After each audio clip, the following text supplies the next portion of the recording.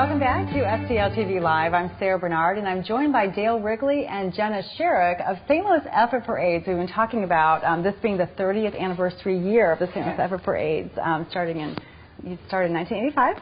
So big year ahead, and Jenna, you guys have some great big events coming up. So tell us about what's on. Well, it seems like there's something every other weekend, but that's always fun. On February 8th, we actually have an open enrollment event, and I'll let Dale talk a little bit more about that. But So part of our expansion of services is that we work with the Affordable Care Act to get people enrolled in health insurance. In particular, the clients that we serve, we're actually able to, if they can't afford it, we can actually, through the Ryan White program that I spoke of, that we can actually get them enrolled in a health care plan, and they can have comprehensive health insurance and get some support financially to pay for those plans. In addition, though, EFA enrolls anyone that needs insurance in the community.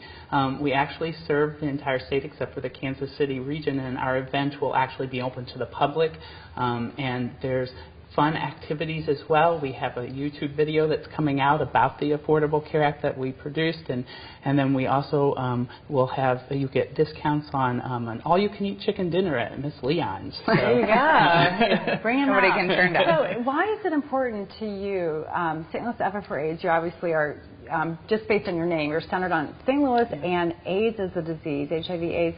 But your open enrollment and the aid that you're providing is actually goes way beyond that. So why is that important to your mission? So, with the Affordable Care Act, and both, HIV is, for us, a health issue.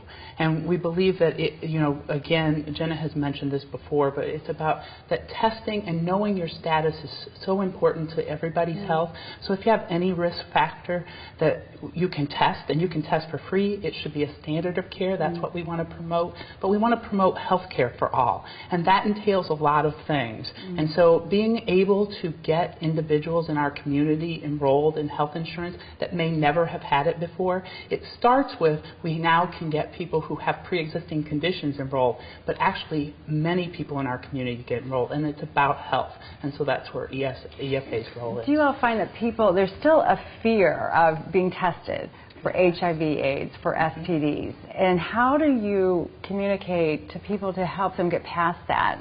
Well, the reality is that HIV and STDs or STIs affect everyone. Anyone is the disease itself, the virus does not discriminate. So it's really based upon risk factors, and the easiest way to know if you qualify for that is just to get tested.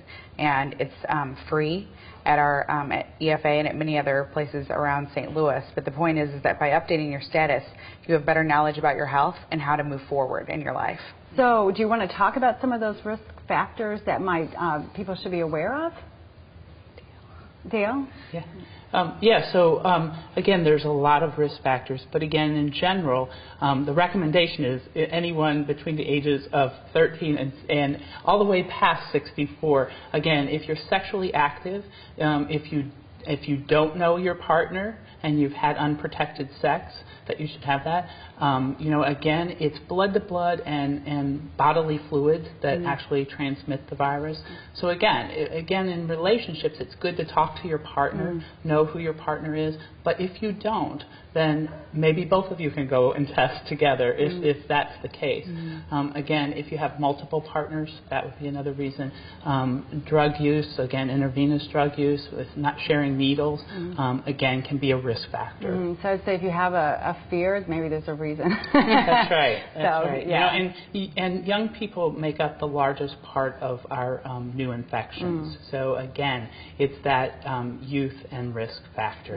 And a lot of that speaks to that they weren't around when the HIV/AIDS epidemic began, and they didn't see the devastation and extreme death that a lot of other people did.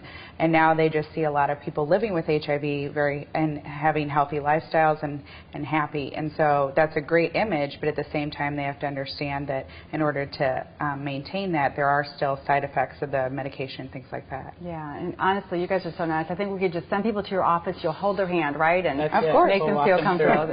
So you've got another event coming up, Dining Out for Life? That everybody likes to do, because all you have to do is eat. There you go. And that's the best. That's a good thing. So when is that? That is Thursday, April 30th this year. It's always the last Thursday in April, and it's our 22nd annual year for Dining Out for Life. over 150 local restaurants, everything from hot dogs to filet mignon to vegan, we got it on the list. So if you just go to stlefa.org/DOFL, you can find the list there. Okay, that all sounds complicated, that string of letters, but Dining Out for Life, St. Louis Effort for AIDS, easy enough to find, and it sounds like there's restaurants in every price range for every taste. So. And if there's a favorite out there that you don't see, just give us a call. Oh, and you'll get them on the list. Oh, yeah. There you go. Get your local restaurant favorite. All right, perfect. So for information on St. Louis Effort for AIDS and the events that we just talked about today, visit their website. Here you go, stlefa.org. Stay tuned to STL TV Live. We'll be back with more after this.